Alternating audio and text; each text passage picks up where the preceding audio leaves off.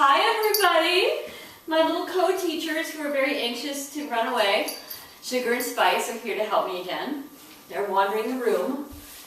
And today I wanted to do a little follow-up to the inversion class that I did. I did a video last week on inversions and going upside down. There were just a few finer details that I wanted to get into for those of you who've been practicing some of that. I strongly encourage, if you have not done the first one, going upside down, to do that video first, because this is all just building on some of that information. So please do that other video first before you get into this one, because I just wanted to build on some of that.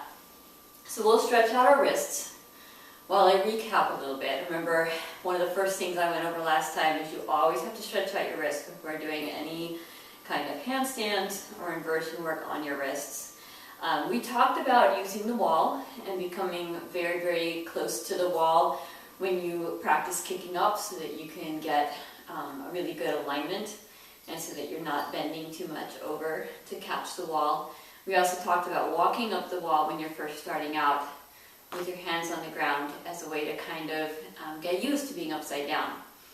And we also went over how to, when you want to get away from the wall, cartwheel out so that you can practice not falling over and not being so scared.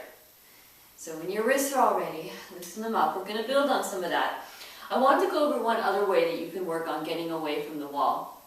So remember, like we talked about last time, when you're kicking up, get as close to the wall as you can, because it helps with your alignment. If you're going to use the wall, I prefer that you use the wall to really help your body be nice and straight when you go up. So come as close to the wall as you can so that you are creating a good alignment. And if you go away from the wall, you're going to bend over to catch the wall, and that will make it harder to eventually get away from the wall. However, when you're ready to get away from the wall, here's a trick that you can use, another one that we didn't go over last time, and that's called kind of a scissorsing. So you take your foot, you find out exactly about how far you need to be away from the wall for this so that you can clearly reach the wall. Take your hands to the ground at that distance. So this time you're actually much farther than you normally would be. And you're going to kick up, catch the wall, and then scissors so that you can practice holding it away from the wall. So that's the secret to get away from the wall and to not be afraid of distancing yourself and not using the wall as a crutch.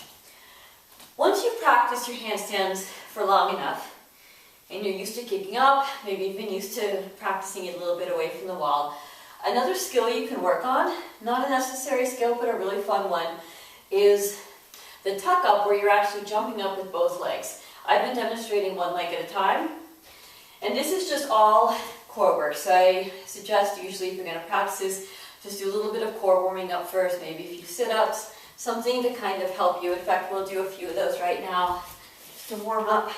Just take a few bicycles, warm up the core, get used to engaging those core muscles.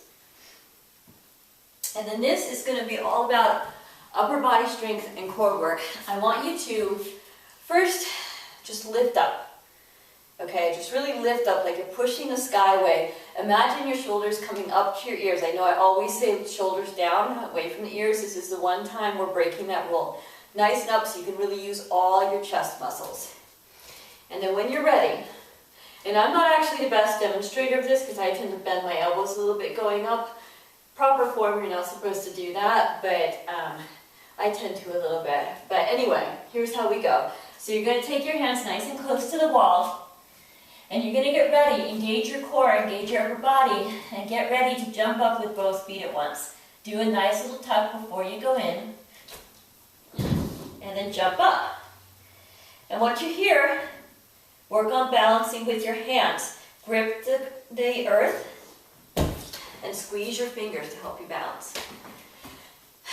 Beautiful.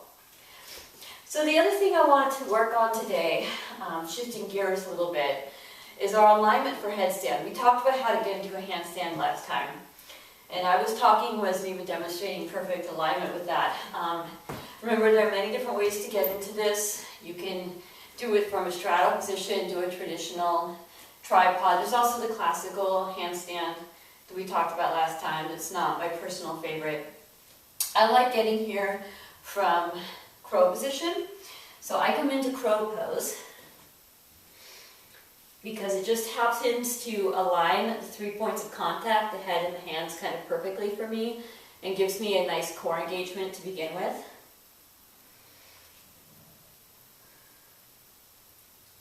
And then you tuck your head, find your balance, and lift.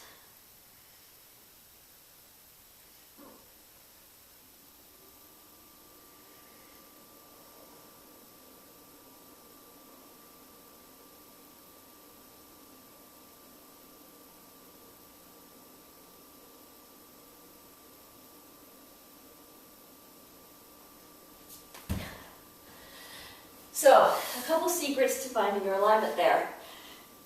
First of all, there's the fear factor. You get afraid of flipping over. So, let yourself do that, get used to somersaulting out, get over that fear. The other thing is, that can be very important for that, is making sure that you're feeling secure on the 3 points of contact with your head and your hands. Engaging the core muscles as much as possible, and finding that point where you actually feel calm. Finding some ease inside the upper there so that you're not panicking. If you panic, it's going to cause you to kind of retract. All right? So there's that. There was also a type of inversion that we didn't go over last time because I went over it in some previous videos. Shoulder stand that I wanted to go over a little bit too. It's a slightly easier one and maybe a good one for some people to start with.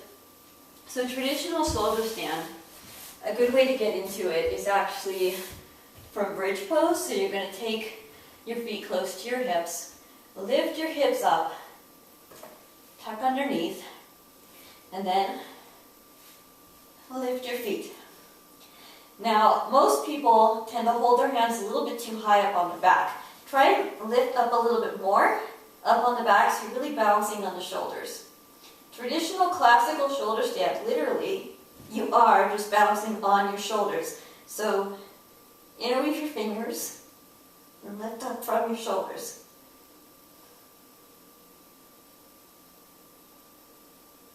Always take a plow for the safety of your spine after you take that balance.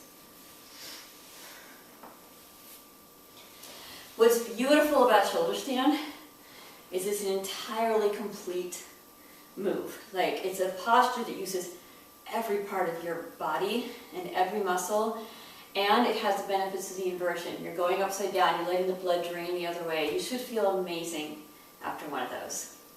And for the sake of my thyroid and my mood level, I always like to follow up shoulder stand with a back bend. So take the back bend of your choice to follow that up. You can take another bridge, or you can join me in full wheel. This creates a lovely balance after shoulder stand.